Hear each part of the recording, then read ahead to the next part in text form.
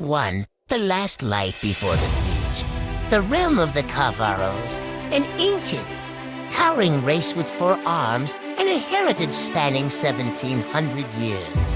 They mastered technology long ago, quantum drives, living crystal weapons, and orbiting stations like black stars hanging in the void. But 1 month ago, the silence of space was broken. The first signal came from another race. They called themselves the SKRRT. Small scar, no taller than a meter. Broken, primitive, and countless.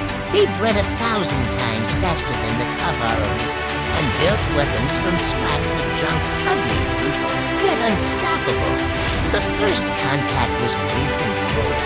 The Kavaros offered peace, knowledge, and exchange between civilizations. The SKRRT refused to listen. They wanted everything. They came to consume, to claim the planet, to extinguish the stars. Now, 1 month later, silence has fallen. No more signals, no more words. Only the faint shimmer of junk fleets hanging at the edge of the system. The ancient Kavaros stand ready. They are faster, stronger, smarter, but they are few. They are old. They are the last light before the siege. Part 2. The storm breaks. The silence that gripped the planet was a silence of knowing. The Kavaros felt it in their bones, deep within their ancient marrow. The SKRRT were coming. The ragged edges of space shimmered as their fleets emerged. Countless steel husks, patched together by desperate hands. Belching flame and smoke, the Kavaros watched from their crystal spires. Weapons charged, hearts beating slower than time itself. 1,700 years of wisdom, countless victories. A race molded by precision and immortality. Yet immortality offered no comfort when the enemy came as a storm. The first wave was a scream across the void. Hundreds of SKRRT ships crashed through the planet's defense net, burning as they came, a burning rain upon the surface. The Kavaros responded with precision, their weapons humming like gods awakening from slumber. Beams of pure light cut across the atmosphere, disintegrating wave upon wave. The skies ignited with sparks and flame. But the SKRRT came faster. They came in numbers that dwarfed reason, crawling across the stars like a plague. They came with weapons welded from waste, guns built from ruins, carriers made from broken ships. They came because death meant nothing to them. They came because 1,000 would die for 1 victory, 10,000 for 1 planet. The Kavaros felt their walls shudder. The ground shook as pods slammed into the surface, disgorging the screeching, crawling masses. The 4-armed giants surged to meet them. Blades of tempered crystal ignited by plasma. The first lines of SKRRT dissolved like mist under their weapons, but more came. Always more. An endless tide. An army of vermin built from desperation, thrown like a hammer upon a mountain. The oldest warriors roared their ancient battle chants, 4 arms swinging weapons that shimmered with light. The younger ones fought in silence, knowing the weight of the moment. The Kavaros bled upon their sacred soil, their luminous armor scorched and broken. Yet for every one that fell, 10 SKRRT replaced it, crawling over the ruins, filling the skies, clawing at the planet itself. The orbit shook with explosions. The skies turned crimson, a burning veil across a planet that had lived for millennia. The Kavaros watched as their crystal spires cracked, as sacred temples fell.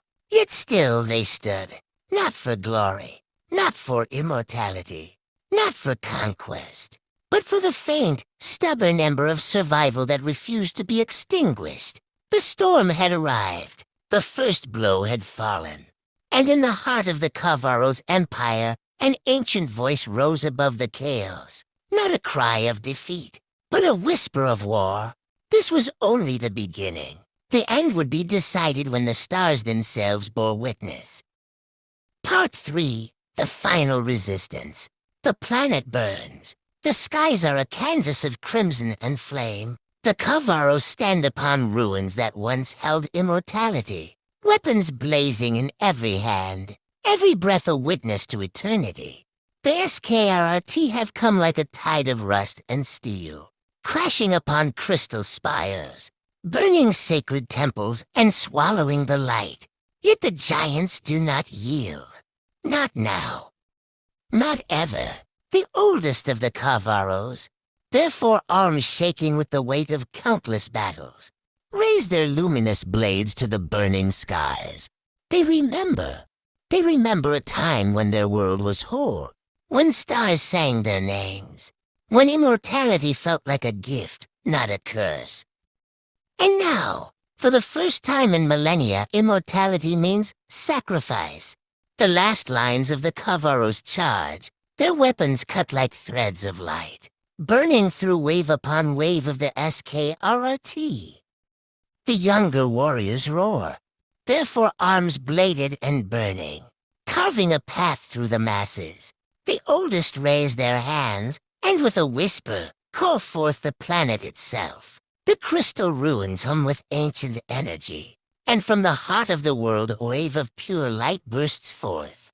The SKRRT are thrown like dust upon the wind. The skies crackle. The planet shudders. The cost is unimaginable.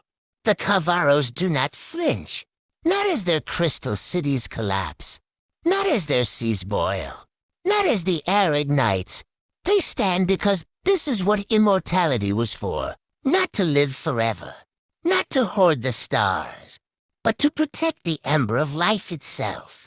The oldest warrior, the first of their line, kneels upon the burning ground. The planet shakes one final time, and a beacon of light rises from its core. The SKRRT scream as the wave of crystal and flame consumes their fleets. The sound is silence. The silence is victory. In the ruins of a world that refused to surrender, a faint glow shines. The last of the Kavaros stand tall, battered, broken, yet unbowed. They raise their forearms toward the stars, not in conquest, not in despair, in remembrance, in honor, in hope. The planet is gone, but the Kavaros live on, not in immortality, not in steel or crystal, but in a whisper upon the winds of space. Their saga will be remembered. Their sacrifice will shape the stars. Their light will guide new generations, long after the ashes of this world have cooled.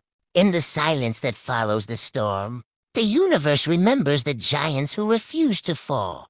The Kavaros have become the stars themselves. The final resistance has ended, and a new dawn will rise.